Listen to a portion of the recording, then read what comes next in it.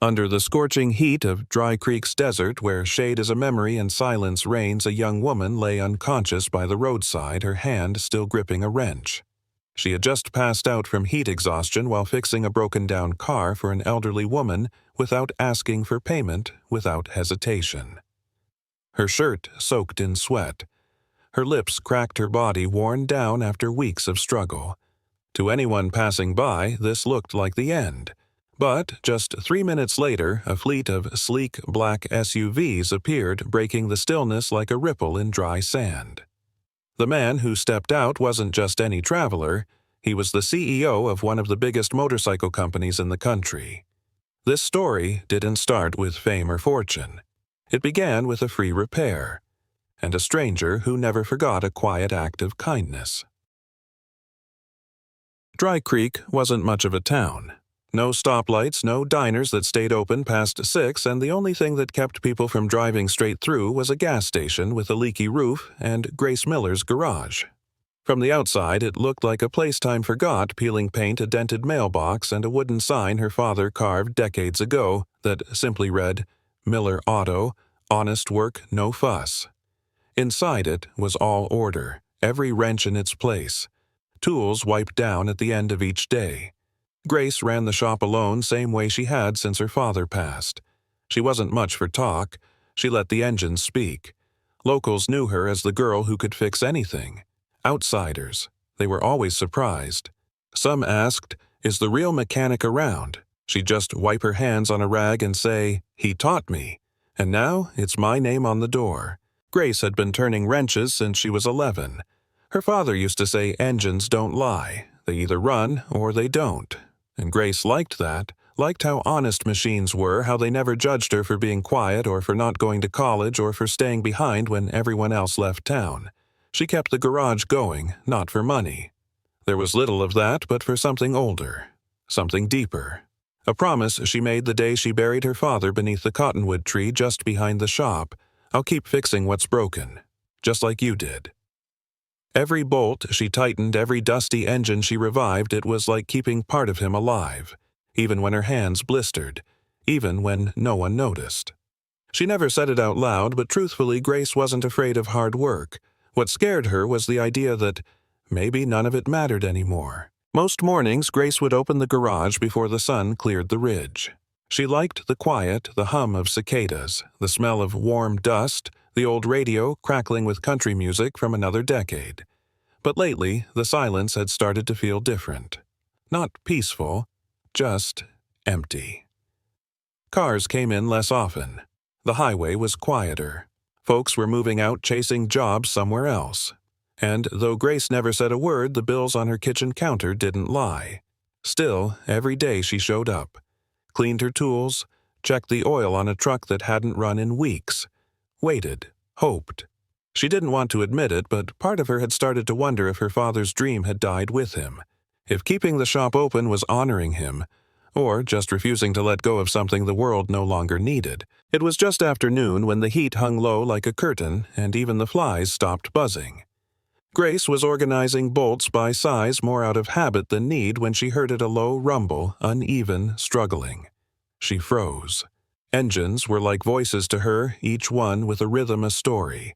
And this one, wounded, overworked, probably a Harley, mid-90s, valve issue maybe. She stepped out into the light, shielding her eyes. There, pushing a black bike up the cracked asphalt, was a man, mid-40s, dust on his boots, leather jacket faded by time, sweat running down his jawline like the road had wrung him out. Grace didn't wait for him to speak, didn't ask where he was from or what went wrong. She just set the wrench down, wiped her hands, and walked toward him. "Sounds like your intake valves had enough of this heat," she said calmly, and that's how it began. The man blinked, caught off guard not just by the diagnosis but by the woman delivering it. "You know bikes?" he asked, breathless from the heat. Grace didn't look up. "Better than most men I've met," she replied, crouching beside the engine. Her fingers moved with practiced calm, feeling the metal like it was part of her own body. He gave a soft chuckle, half amused, half impressed. "Name's Tom." She glanced at him briefly, then turned back to the bike. "Grace." It wasn't much of a handshake, but the moment hung there quiet and solid. Tom stepped forward like he meant to help, but Grace raised an eyebrow without looking. "I've got it." And something in her tone told him to step back.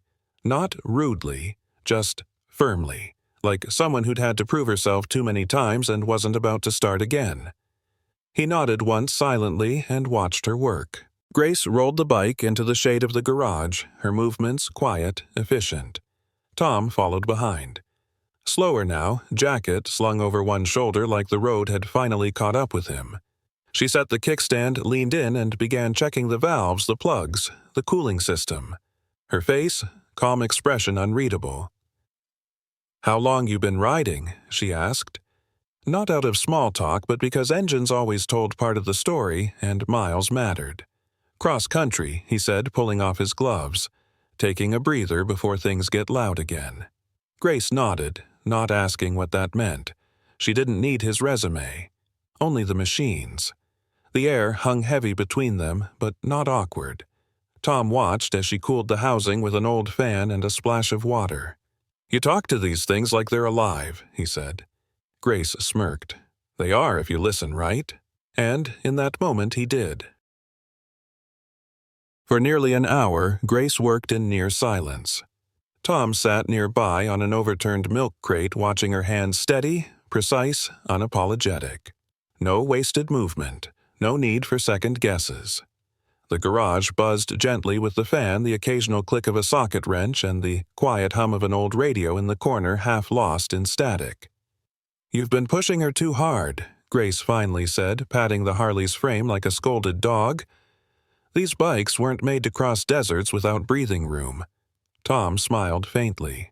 "Sounds like you're mad at the machine." "I'm mad at the rider," she muttered, then added, "But I get it. Some people only stop when something breaks." He looked at her, not with offense, but recognition. And, for the first time in a long while, Tom felt something unfamiliar. Calm. Not because the bike was fixed, but because someone saw through the noise and didn't flinch. When the last bolt was tightened and the engine gave a low, satisfied purr, Grace stepped back, wiping her hands on an old rag. "She's good now," she said, nodding toward the Harley. "Let her idle for a minute, then ease back in. Don't gun it till you're out of the valley." Tom swung a leg over the bike and fired it up. The engine responded like it had been waiting for her touch all along. He pulled out his wallet. Grace raised her hand before he could say a word. "Pay what you want. Or don't. I've got enough grease to survive another week." Tom hesitated, genuinely surprised. "You sure?" She nodded once. "You were stranded." "I help stranded folks. Simple as that." He slipped a folded bill into the corner of her tool cart anyway, almost like a thank you whispered instead of spoken. Grace didn't argue.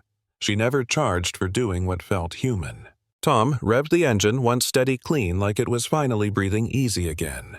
He looked back at Grace leaning in the doorway with a smudge of grease on her cheek and the same calm in her eyes that had never once flinched.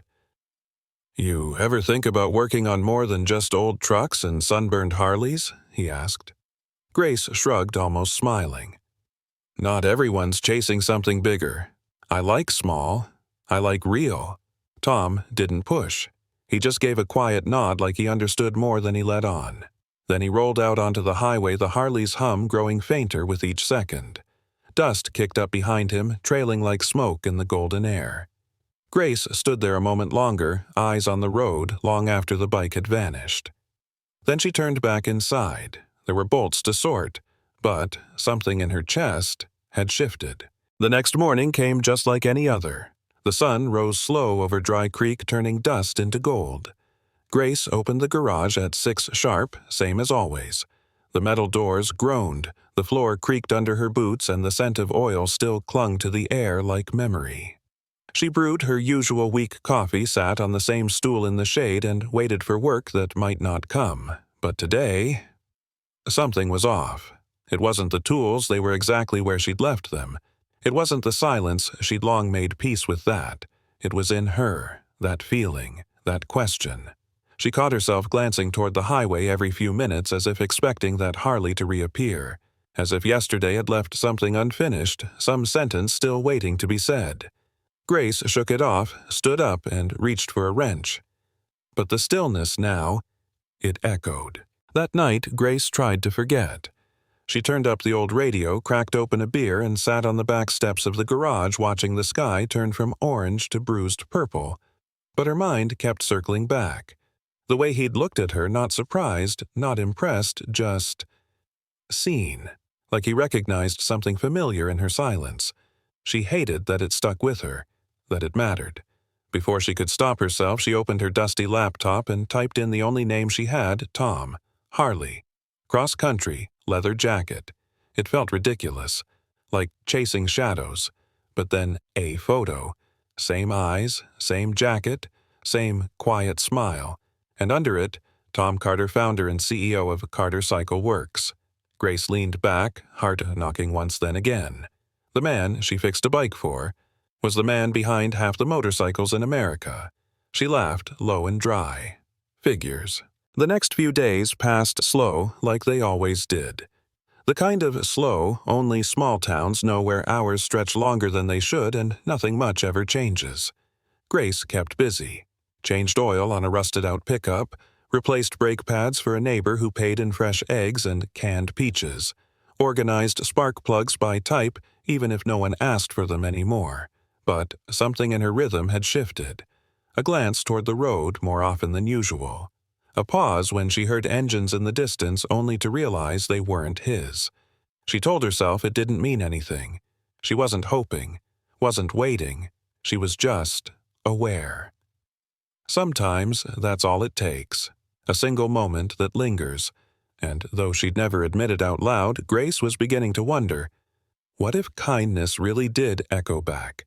And what if that echo hadn't finished speaking yet? 7 days. That's how long it had been since Tom rolled out of Dry Creek with nothing but dust in his wake. Grace didn't keep track, not on purpose, but she knew, because each morning felt a little longer, each evening a little quieter. She'd catch herself staring at the clock around the same time he'd shown up, then at the road, still empty, still silent.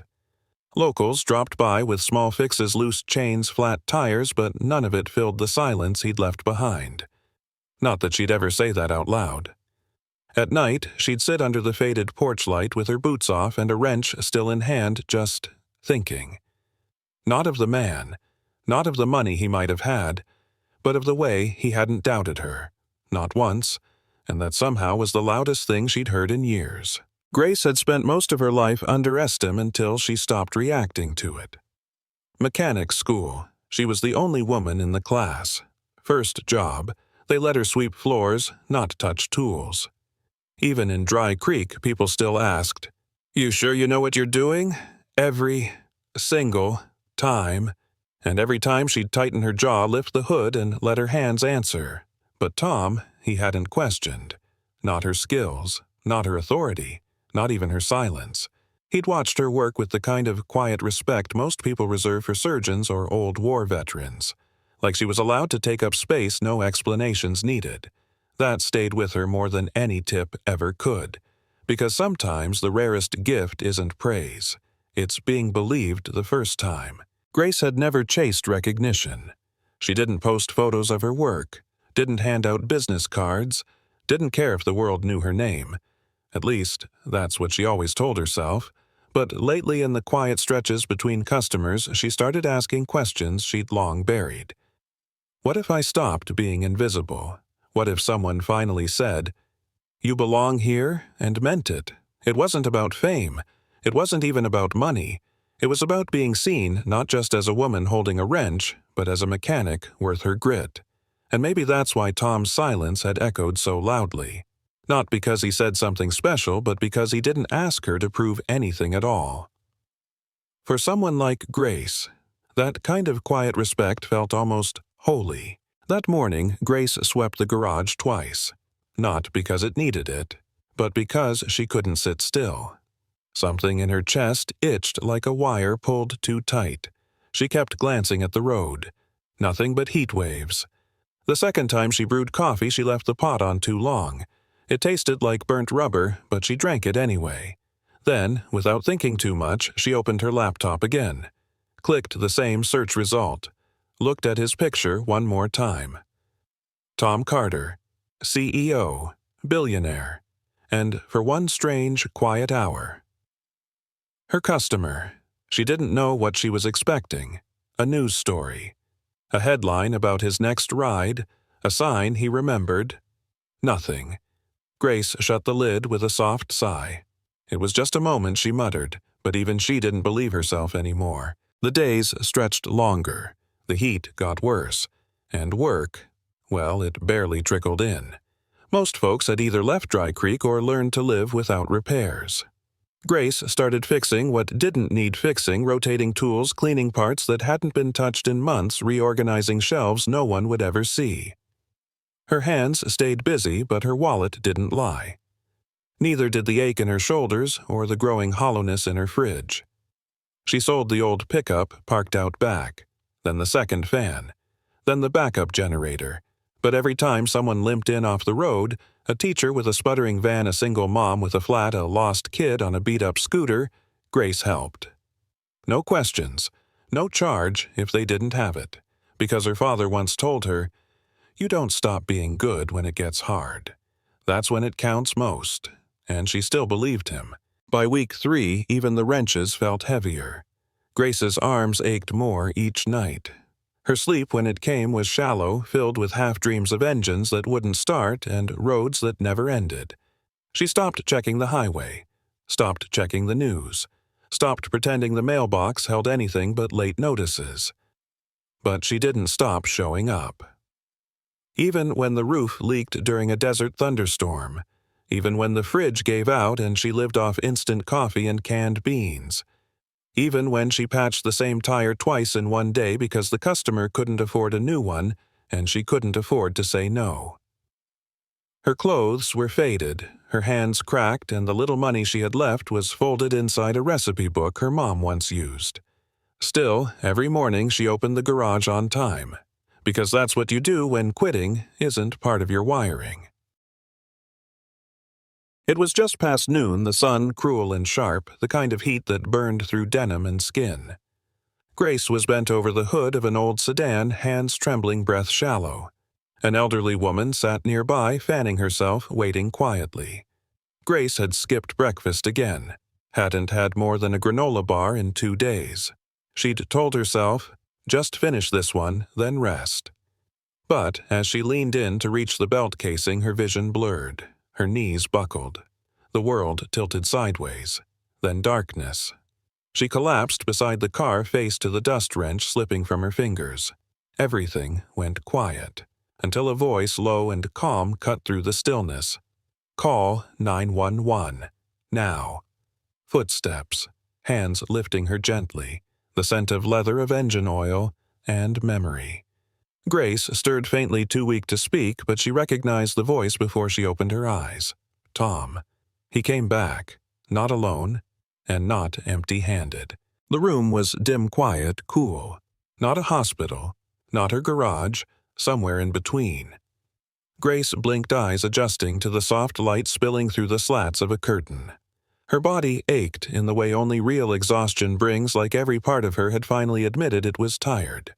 Then she heard it, the sound of metal, clinking drawers, sliding open boots on concrete. Familiar, but different. She sat up slowly, heart pounding with confusion. Outside the door, voices murmured, calm, professional, focused.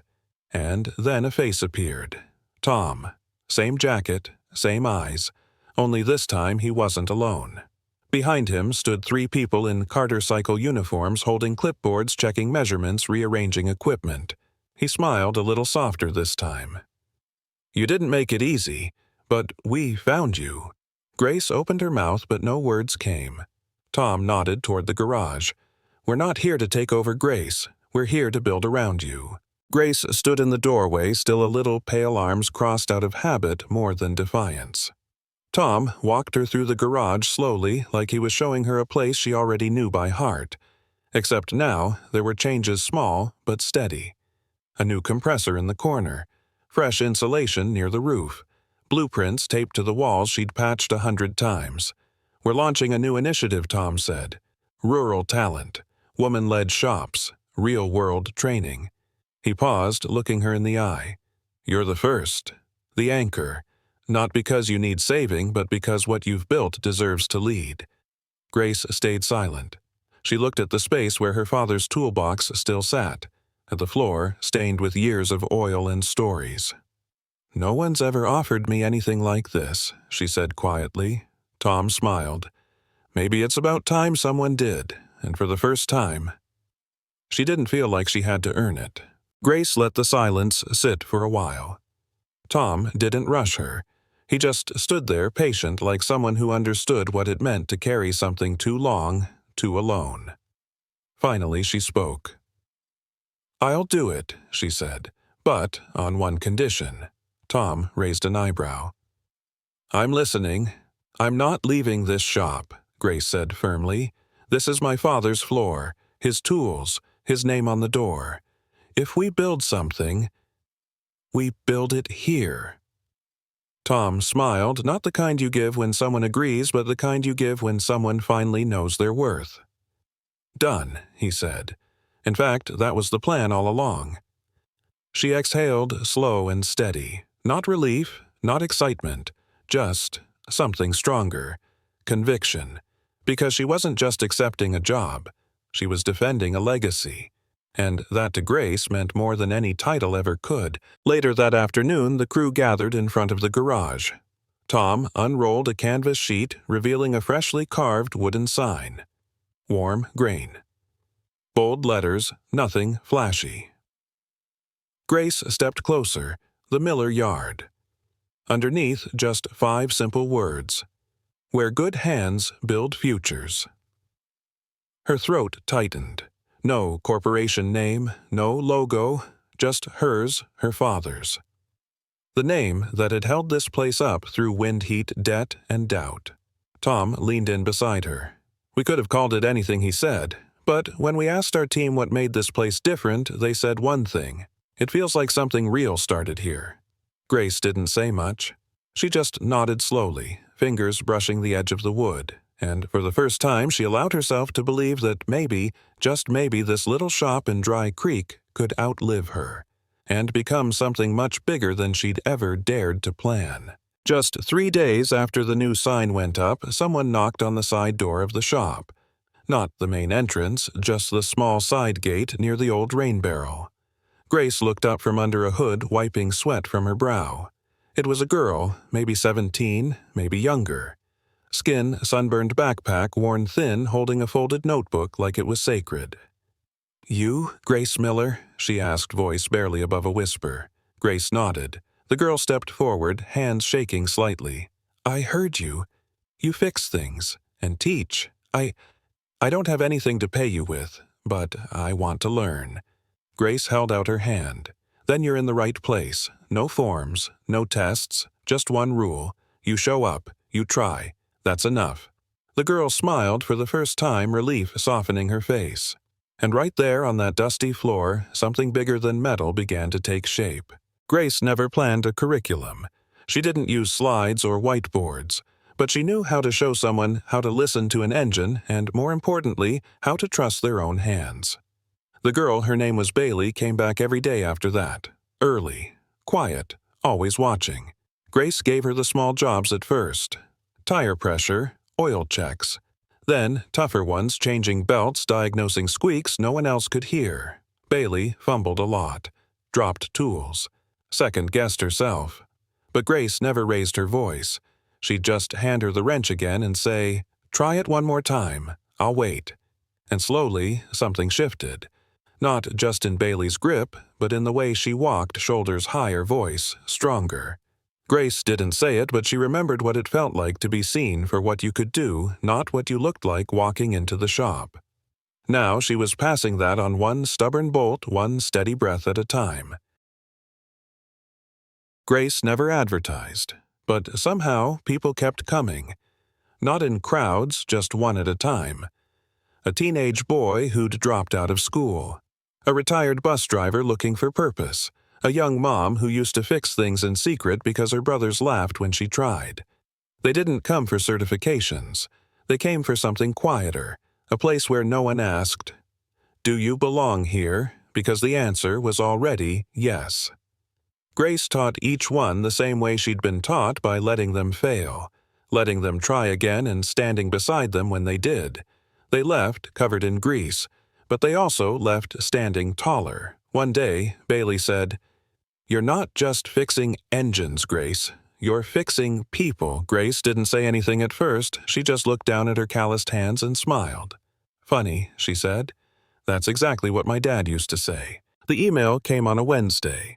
From a university back east, big name, big deal. They wanted Grace to lead a new engineering program. Full salary, national press, travel speaking recognition. Bailey read it over her shoulder. "This is huge. You have to go." Grace didn't answer right away.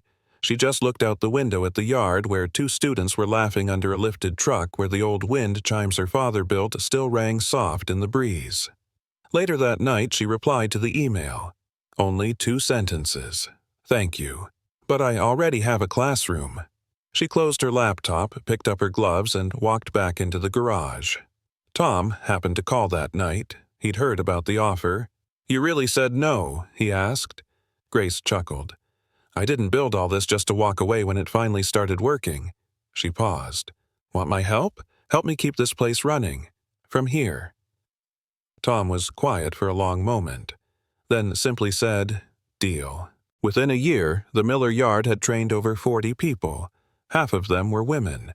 Many had never held a wrench before. Some had never been believed in until now. Grace didn't keep count. She kept track by the noise, the buzz of drills, the low hum of confidence building day by day. High schoolers came on weekends. Veterans stopped by to learn hybrid engines. Even city mechanics drove hours just to shadow Grace for a day. The walls hadn't changed much, still dusty, still full of old notes and taped-up reminders. But the energy inside, it was alive. One girl, maybe 15, scribbled on her notebook. "When I grow up, I want to be like Grace Miller, or at least fix what people think I can't. No cameras, no fanfare, just hands covered in grease heads bent in focus and futures being quietly built." And every evening just before closing, Grace stepped outside for a moment. She'd look down the long road toward the horizon, not waiting, just ready. Years later, the Miller yard kept humming. The sign had weathered. The tools had aged. But the purpose stronger than ever. One day, a reporter from a national magazine stopped by. She asked Grace for a quote, something powerful, something that captures your legacy. Grace wiped her hands, leaned back on the stool, and thought for a while. Then she said, "I didn't try to make history. I just didn't walk away when someone needed a hand." That line never made the headline, but it got written in Sharpie above the shop sink, and every apprentice read it again and again. Some stories don't end with applause. They end with impact, quiet, steady, real, and Grace Miller's story. It wasn't about being discovered. It was about staying true, staying kind, and fixing what needed fixing, one person, one bolt, one day at a time.